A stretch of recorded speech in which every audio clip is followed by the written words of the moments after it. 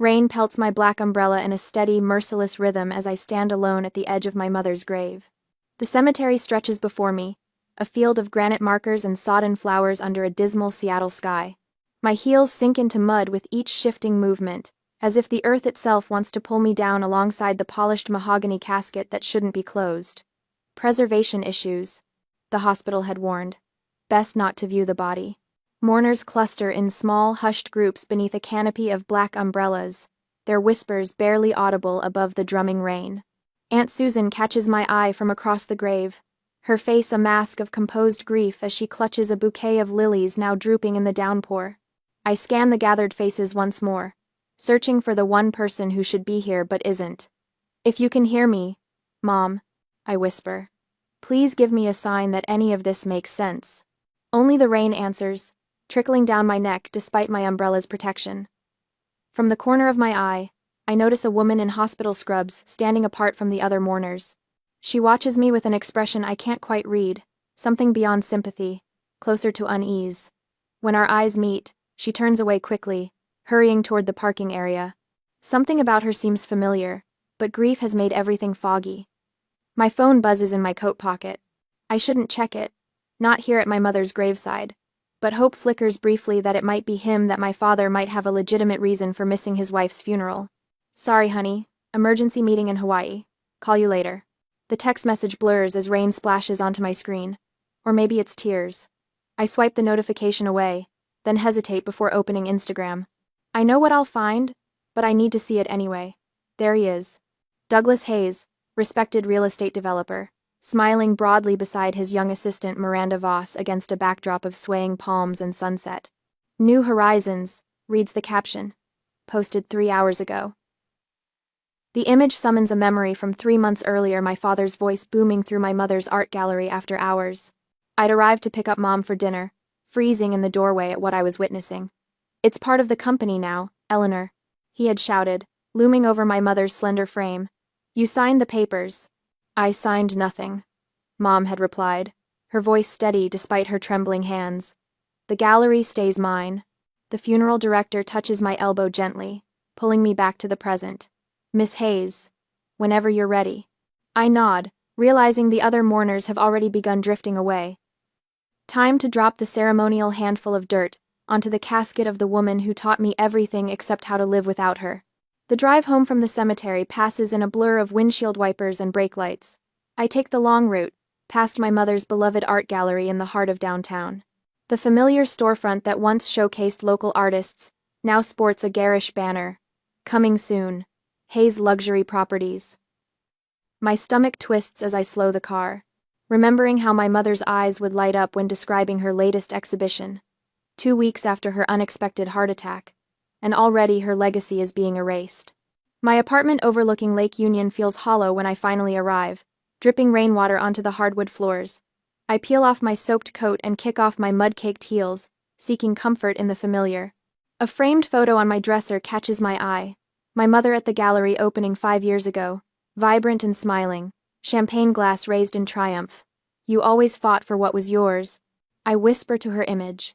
Unlike me, I've spent my entire architectural career at Hayes Development, working twice as hard as anyone else just to prove I wasn't there through nepotism, yet always existing in my father's shadow, always seeking his approval while fearing his criticism.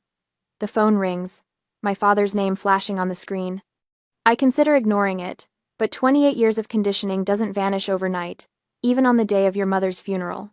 "Brittany, we need to discuss some necessary paperwork." His voice is all business, as if we'd just left a boardroom meeting rather than my mother's burial. "What paperwork?" I ask, though I already suspect. "I need you to sign some transfers. Your mother's estate, there are formalities, documents that need your signature as next of kin. I'll have them ready tomorrow." I close my eyes, picturing him in his Hawaiian hotel, perhaps still wearing the lei from the Instagram photo. I need time. The silence that follows speaks volumes. Douglas Hayes doesn't hear no very often, especially from me. "Time is money, Brittany," he says finally, ice-coating each syllable. "Tomorrow." The line goes dead before I can respond. Outside my window, thunder growls across Lake Union as lightning briefly illuminates the churning water. I press my palm against the cold glass, watching my reflection waver in the sudden flashes of light. I won't let you erase her, I whisper to the storm. My phone buzzes again at midnight. I've been sitting in darkness for hours, rain still lashing against the windows as I try to make sense of a world without Eleanor Hayes in it. I grab my phone, expecting another demand from my father. The contact name stops my breath. Mom. My fingers tremble as I unlock the screen to read the message. I'm not dead. Come to the cemetery. Now. I stare at the screen, heart hammering against my ribs. My mother's phone had gone missing at the hospital, the nurses said. It must have been misplaced during the chaos of her cardiac arrest. I grab my coat and keys, hand trembling as lightning flashes once more, casting grotesque shadows across my apartment walls. The windshield wipers battle against sheets of rain as I race toward the cemetery, my tires hissing against wet pavement. Seattle drowns beneath a midnight downpour that turns streetlights into blurred halos. Each flash of lightning makes me flinch, illuminating the impossibility of the message still glowing on my phone's screen. I'm not dead. Come to the cemetery. Now. My mother's voice echoes in my head as I grip the steering wheel tighter. Eleanor Hayes died of a heart attack. I watched them lower her casket into the ground this morning. Yet something about the closed casket, the missing phone, the nurse who wouldn't meet my eyes, pieces of a puzzle I can't assemble. I turn into the cemetery entrance, headlights cutting through the darkness. The gates should be locked at this hour, but they stand open, as if expecting me. Through the rain-streaked windshield, I spot a silver SUV parked near my mother's fresh grave, its lights off. A solitary figure stands beneath a massive oak tree, sheltered somewhat from the downpour. My heart hammers against my ribs as I park and kill the engine. Rain pounds against the roof in a deafening crescendo as I fumble for my umbrella, then abandon it. What does getting wet matter anymore? I push open the car door and step into the storm. The beam of my headlights catches the figure as I approach, and I freeze mid-stride. It can't be. It's impossible. But there she stands, pale but unmistakable. My mother, Brittany. Her voice carries over the rain, a sound I never thought I'd hear again. I can't move, can't speak. She steps forward and takes my trembling hand, pulling me toward the SUV. Quickly. We don't have much time.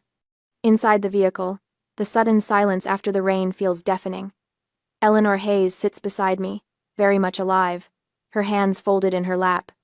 Water drips from my hair, my clothes, pooling on the leather seat beneath me. How? My voice breaks. I reach out to touch her face, half expecting my hand to pass through her like a ghost. But her skin is warm, real. Douglas has been threatening me for months, she says, her voice steady but quiet. He's been tampering with my heart medication. The words hang in the air between us. My father, the respected businessman, the community leader, the man who raised me, a would-be murderer? Martha Keegan, the nurse you saw at the funeral, she noticed something was wrong. She saw your father switching my pills the day before my supposed heart attack. My mother's fingers twist together. She helped me fake my death. There was a car accident victim, similar build, similar age. The doctor signed the certificate, thinking he was helping a domestic abuse victim escape. I stare at her, processing the unthinkable truth. The closed casket, the hurried funeral. My father's absence not to attend an emergency meeting, but to celebrate what he thought was his success. I don't understand. Why would he? My mother reaches into her bag and pulls out her phone. Listen. She presses play on a recording. My father's voice fills the car, clinical and cold. She's worth more dead than alive. Rain drums against the roof as my mother continues unfolding a nightmare.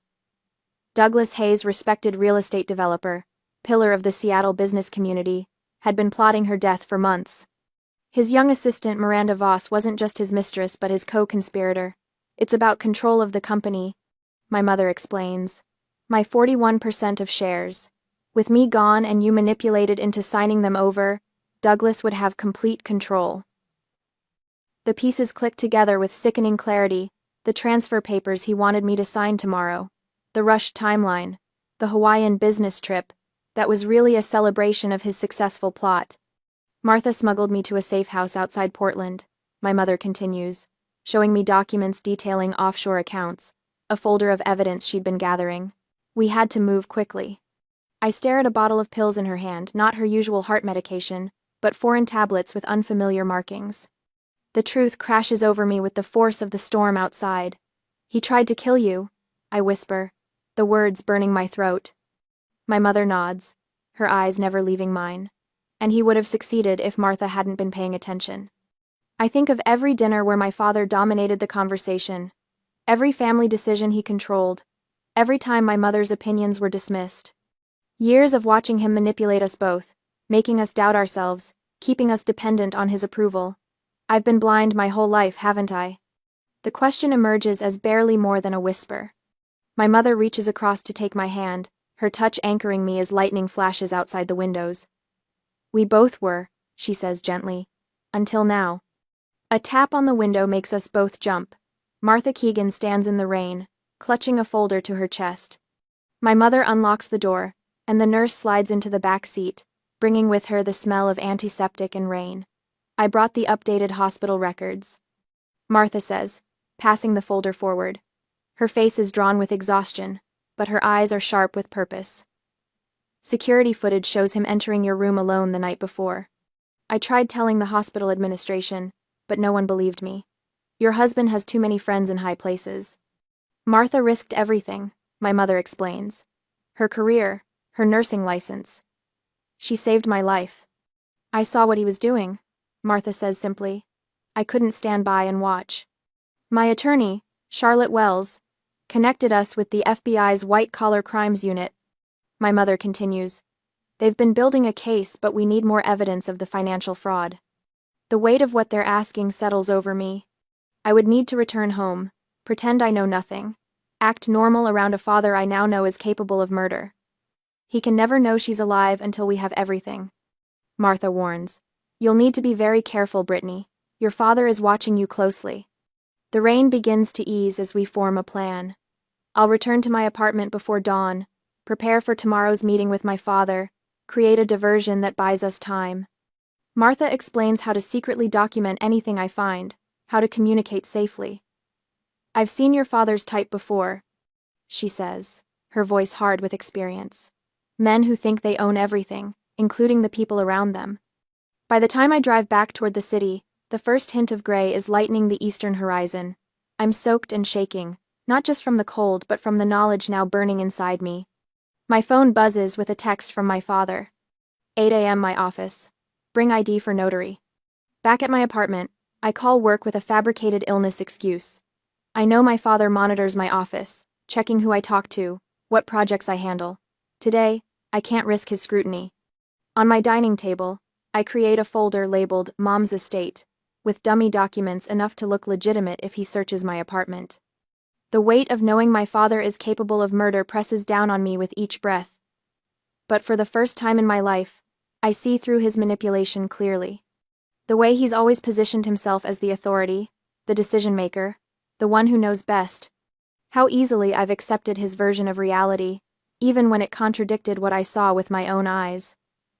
Dawn breaks fully as I change into dry clothes, my movements mechanical. In a few hours, I'll sit across from my father and pretend I don't know he's a murderer. I'll smile and nod and play the dutiful daughter while looking for evidence to bring him down.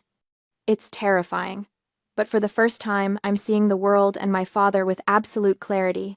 Rain hammers against the floor-to-ceiling windows of my father's corner office, the sound a relentless backdrop to my racing heart. I stand before his imposing glass desk, trying to appear composed while my fingers tremble slightly against my thigh. The Seattle skyline beyond the windows is barely visible through sheets of water, the city swallowed by the same storm that started the day we buried my mother's empty casket. Douglas Hayes looks immaculate in his tailored navy suit, not a hint of jet lag despite his overnight flight from Hawaii. His silver hair catches the harsh fluorescent lighting as he slides a leather folder across the glass surface. "Everything's prepared," he says, voice measured and professional. "Standard transfer documentation for your mother's assets. Just your signature needed here." He taps a manicured finger against a yellow sticky note marking the spot. I glance at the document, my stomach dropping when I notice what appears to be my mother's signature already there, perfect in every loop and curve. A forgery. "I'd like time to review these first," I say, surprised by the steadiness in my voice. His expression doesn't change, but something flickers behind his eyes, a momentary crack in his professional veneer. There's nothing to review, Brittany. It's standard paperwork. Your mother and I discussed all this before her. He pauses, clearing his throat. Before her passing. My gaze drifts past him to the credenza where several framed photographs sit. Douglas and Miranda in Maui, arms around each other's waists, tropical drinks in hand. The caption might as well read, "Celebrating my wife's death," instead of "New Horizons." The office door opens without a knock, and Miranda steps in wearing a cream-colored pencil skirt and silk blouse. Her smile appears sympathetic, but her eyes are calculating. "I brought those projection figures you asked for," she says to my father, placing a folder beside him before turning to me. "Brittany, I'm so sorry for your loss. Your father has worked so hard to keep the company together through all this." I nod stiffly, noting how she positions herself slightly behind my father's chair, her hand resting possessively on its leather back. "We need to finalize these transfers today," my father continues, pushing the folder closer to me. "The board is expecting resolution." He leans forward, lowering his voice. "Your mother would want this wrapped up quickly." The mention of my mother makes something shift inside me. My eyes drift to the wall behind him, where a family portrait hangs my father, mother, and me, at my college graduation. But what catches my attention isn't the forced smiles or my mother's already thinning frame. It's what lies behind the portrait, a slight rectangular outline in the walnut paneling. A safe. And as my father turns to accept a document from Miranda, I catch a glimpse of the keypad. 4 digits still visible on the display. 0427. April 27th, my mother's birthday. "I'll need to review these tonight," I say, reaching for the folder before he can protest. Surprise flickers across his face, quickly replaced by calculated relief. "Of course. Good girl." He leans back, a slight smile playing at his lips. "I always knew you'd understand business. This transition will be smoother with your cooperation." I tuck the folder into my bag, feeling strangely calm. For the first time in my life, I see my father clearly not as the intimidating business titan I've always feared, but as a man who completely underestimates me. "I'll bring them back tomorrow," I say, turning to leave. "Have Miranda set an appointment," he calls after me. "I've got back-to-back meetings all day." I step into the elevator, expecting relief to wash over me, now that I'm away from his presence. Instead, I feel a strange clarity, like fog lifting from a familiar landscape to reveal unexpected terrain. The elevator doors nearly close before a manicured hand stops them. Miranda slips inside, her perfume overwhelming in the confined space. "He's been through so much," she says, pressing the lobby button. "Losing Eleanor has been devastating for him." I study her profile, noticing the careful application of her makeup, the practiced sympathy in her expression. "Interesting choice of words," I respond. "Losing her." Miranda's head snaps toward me, her composure slipping for just a moment. "Excuse me?" People don't usually say someone lost a spouse when they died. They say they lost them when they go missing. I maintain steady eye contact. Or, when they're taken. Her perfect complexion flushes slightly. "Watch yourself, Brittany. Grief makes people irrational." "Actually," I say, as the elevator doors open to the lobby, "I'm thinking more clearly than ever." I step out, feeling her eyes burning into my back as I cross the marble floor toward the revolving doors. Through the glass walls, I see Miranda already on her phone, lips moving rapidly as she glances in my direction, reporting back to my father. No doubt, something has fundamentally shifted between us. For the first time in my life, I've made Douglas Hayes uncomfortable in his own territory. The afternoon rain has lightened to a drizzle as I walk 6 blocks to Westlake Coffee, constantly checking to ensure I'm not followed. Inside, Martha Keegan sits at a corner table, her hospital scrubs replaced by jeans and a raincoat. Beside her is a slender woman with silver-streaked hair pulled into a severe bun. "Brittany," Martha says, standing to greet me. "This is Charlotte Wells, your mother's attorney." Charlotte's handshake is firm, her gaze assessing. "Your mother speaks highly of you. The FBI needs concrete evidence of financial fraud." She continues without preamble, keeping her voice low. "They've been watching your father for months, but they need something definitive to move forward." Martha slides her phone across the table, showing security footage of a hospital corridor. This was taken the night before your mother's supposed death. Douglas entering her room alone, 15 minutes before her first cardiac episode. I watch my father's familiar figure stride confidently past the nurse's station, checking his watch as he pushes open room 412. My phone vibrates with an incoming call, an unlisted number. I answer hesitantly. Brittany. My mother's voice, weak but unmistakable. The offshore accounts were just the beginning. There's more. Miranda isn't just his assistant, she's his partner in everything. I grip the phone tighter. How much do they know at the FBI? A new voice joins the conversation. Agent Morales, White Collar Crimes Unit. We have fragments, Miss Hayes, but we need the complete picture. Your father keeps a flash drive in his office safe. That's where he stores everything incriminating too sensitive for servers or clouds.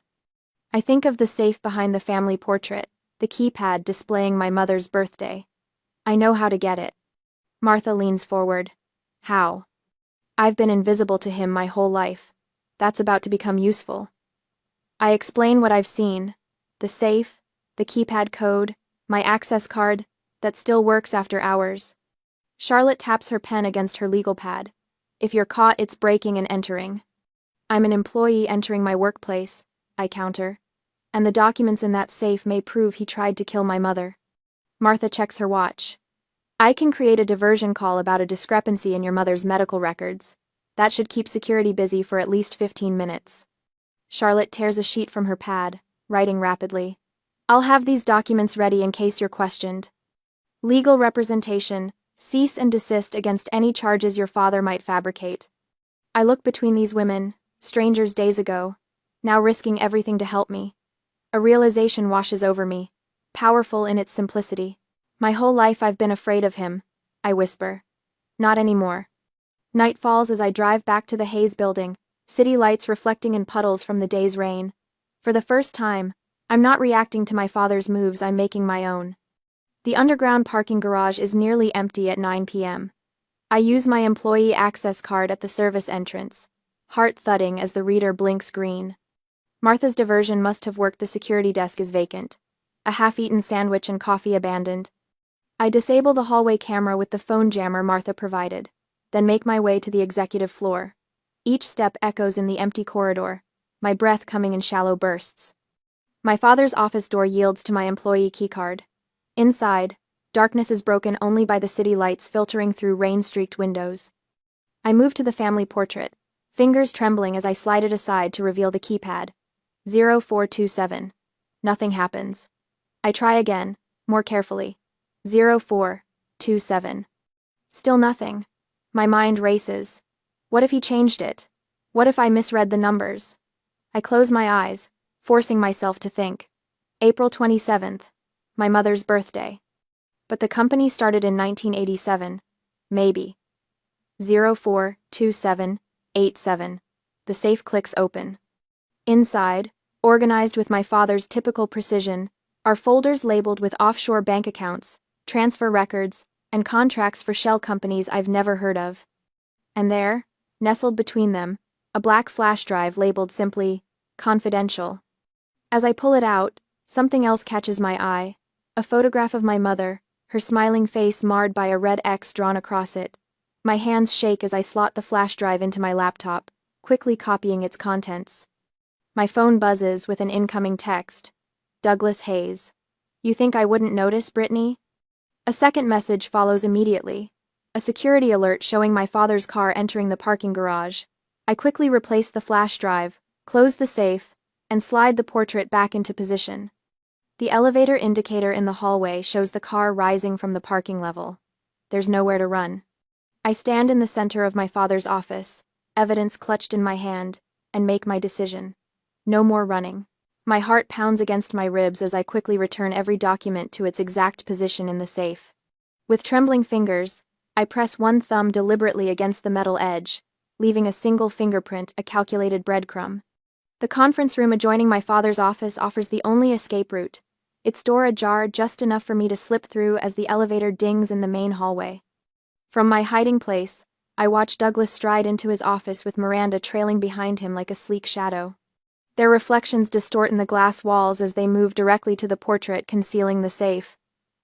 She's been here, Douglas mutters, examining the keypad with narrowed eyes. His voice carries through the thin wall as he swings the safe door open, inspecting the contents. Miranda presses a manicured hand against the wall, leaning closer.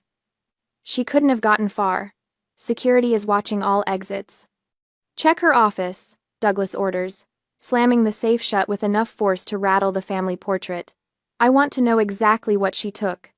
I press myself against the wall as they split up, Miranda's heels clicking toward the elevator while Douglas rifles through papers on his desk. The moment they're both distracted, I slip into the service corridor, the forgotten passageway maintenance uses.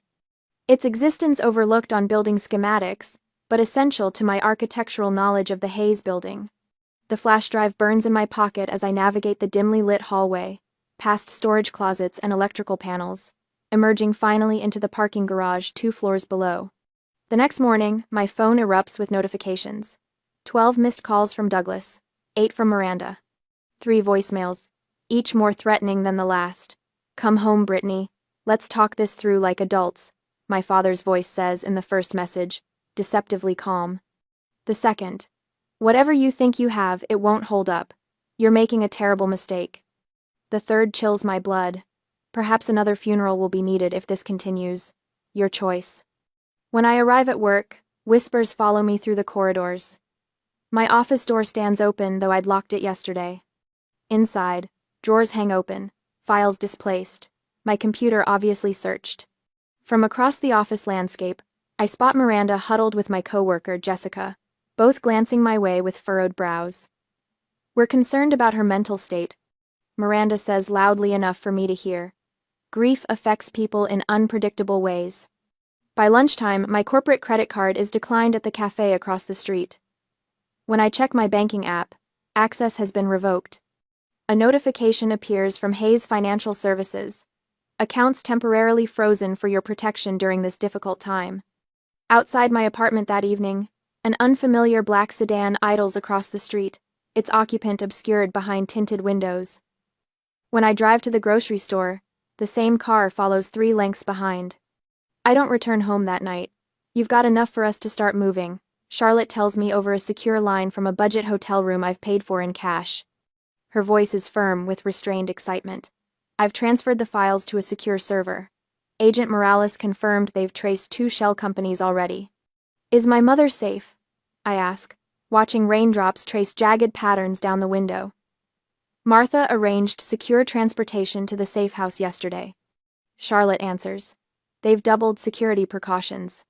"He's going to keep coming after me," I say, watching headlights sweep across the parking lot, checking for the black sedan. "That's what cornered predators do," Charlotte replies. "But evidence doesn't disappear just because he wants it to."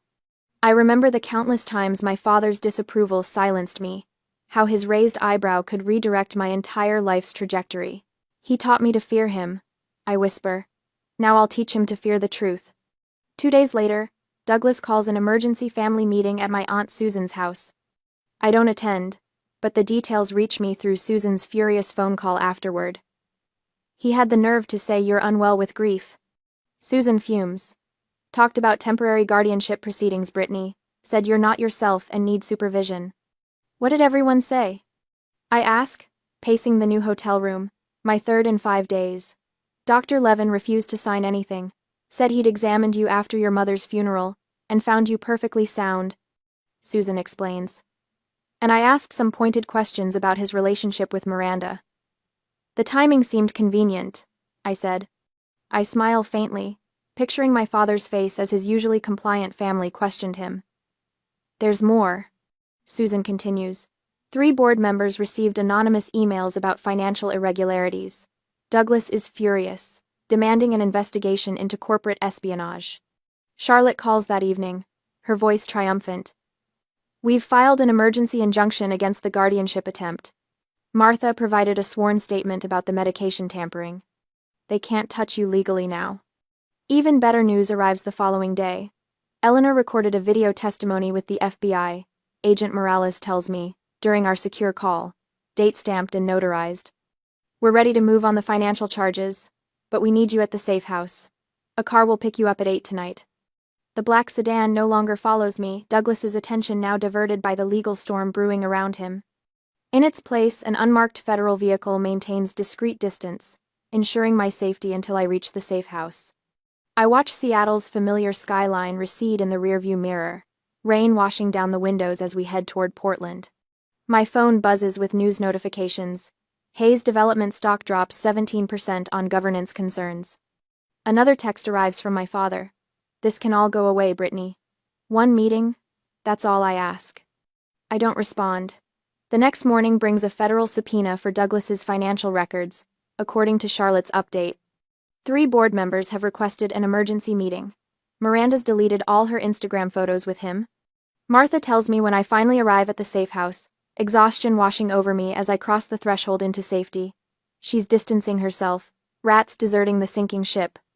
My mother waits inside, pale but standing, her eyes bright with resolve. For the first time since the funeral, we embrace, planning our final confrontation, while rain taps against the windows.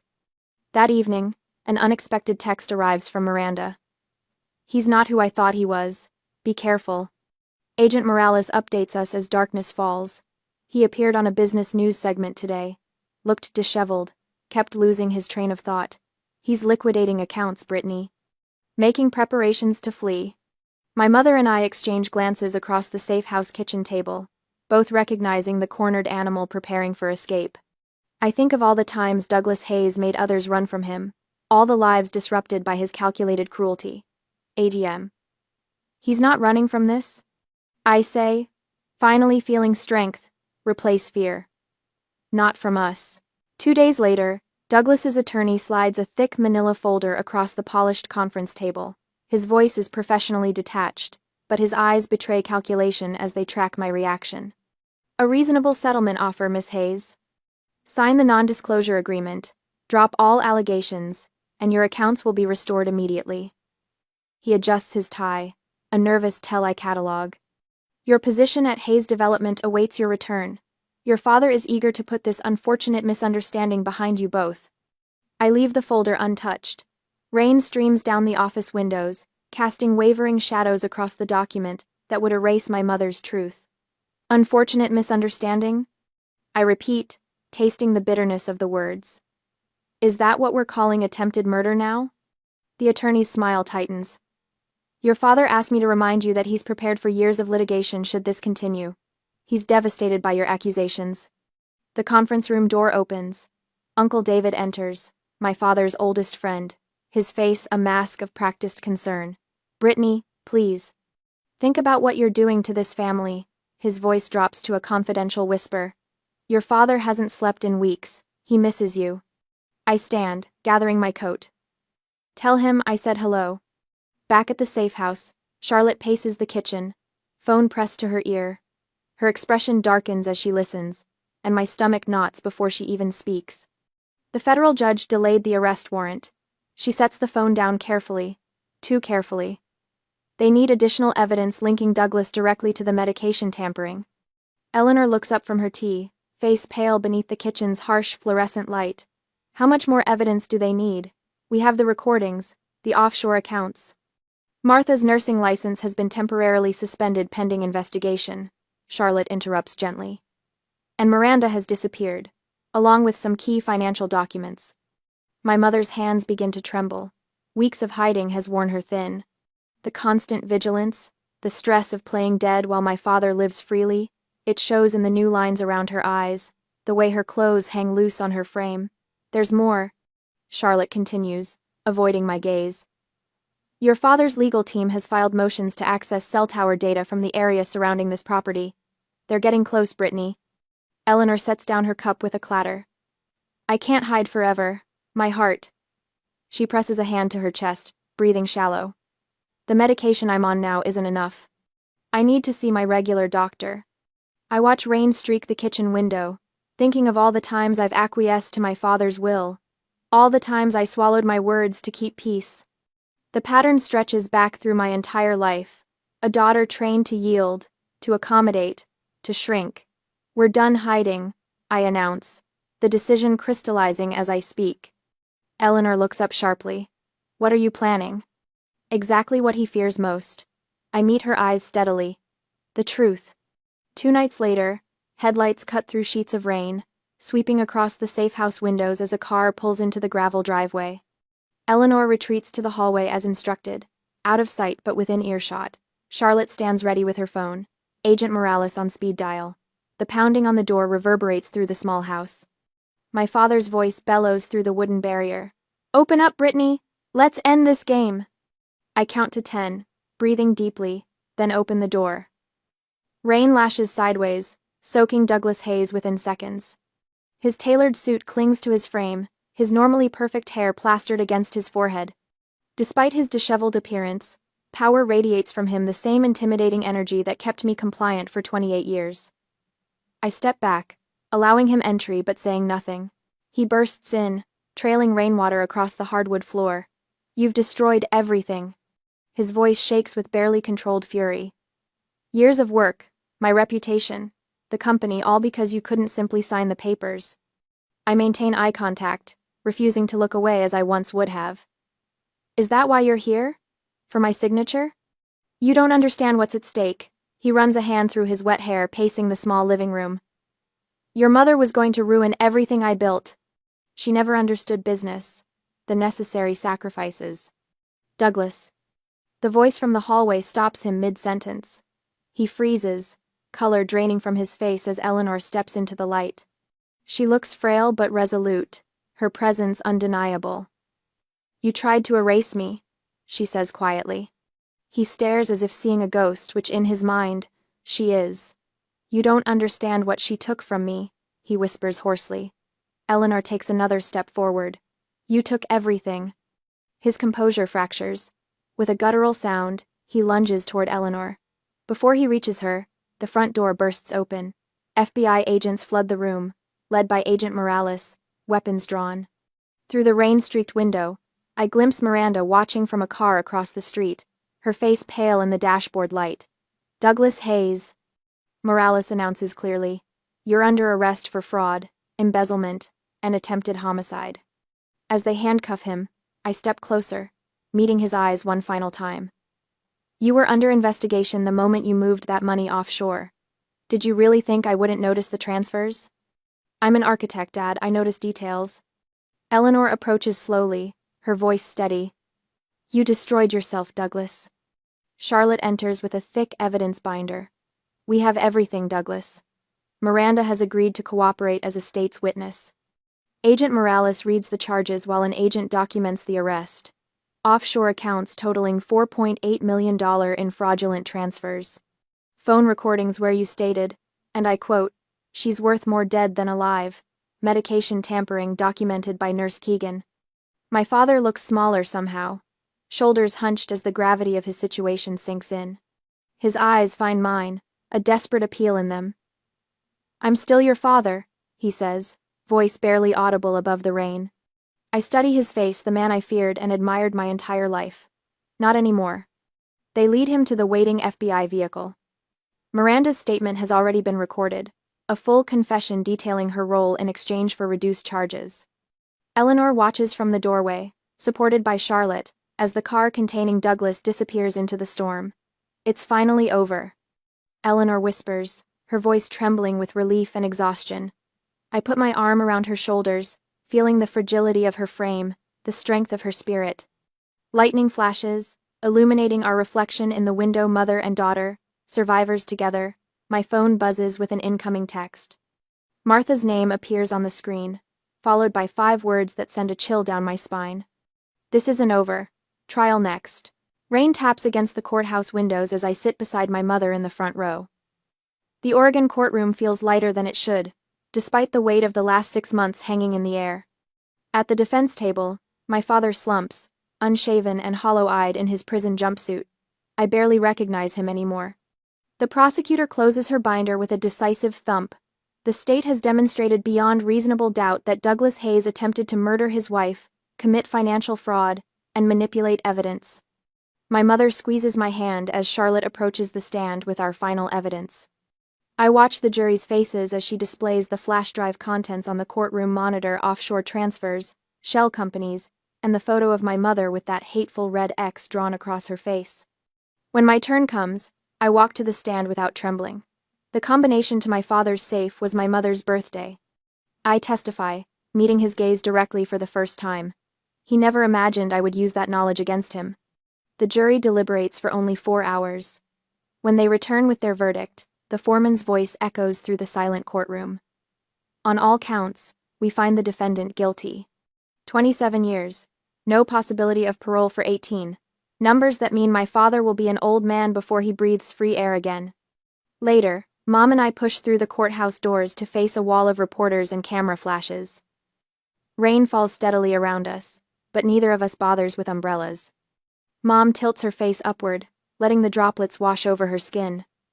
"Different rain this time," she says softly. I look at her profile, strong and serene despite everything.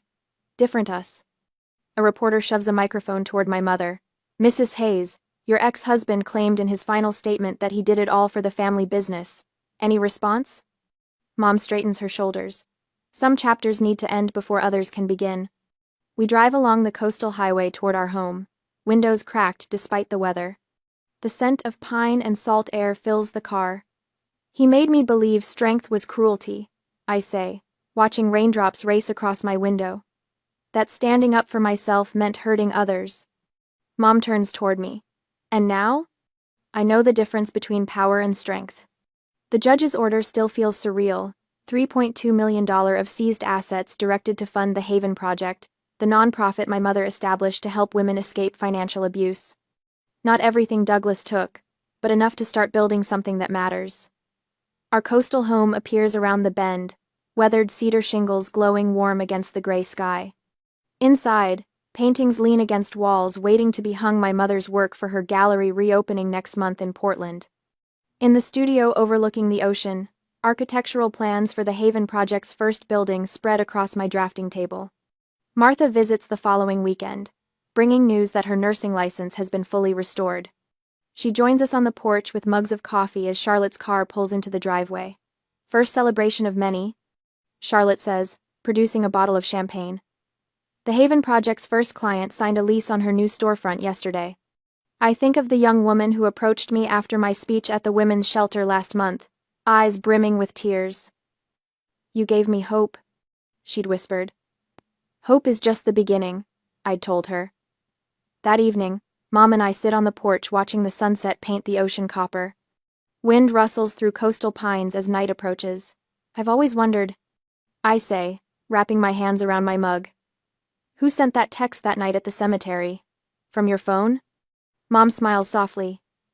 "It was Martha. She used my old phone." I nod slowly. "Then she saved both of us." My phone rings. A reporter asking about Douglas's appeal. I decline politely. "We don't need revenge to win," I tell Mom after hanging up. "Just the truth." Morning arrives with unusual clarity. No rain today. Mom and I share coffee on the porch as dawn spreads across the water. "The gallery opens in 3 weeks," she says, pride evident in her voice. I glance at my laptop open to praise for my latest architectural project, no longer in my father's shadow but standing in my own light. On the screen, applications from 3 more states requesting Haven Project branches. I whisper into the morning wind, an old habit from the funeral that now carries different weight. "Good night, Mom." She smiles, understanding. For the first time since that rainy day at the cemetery, the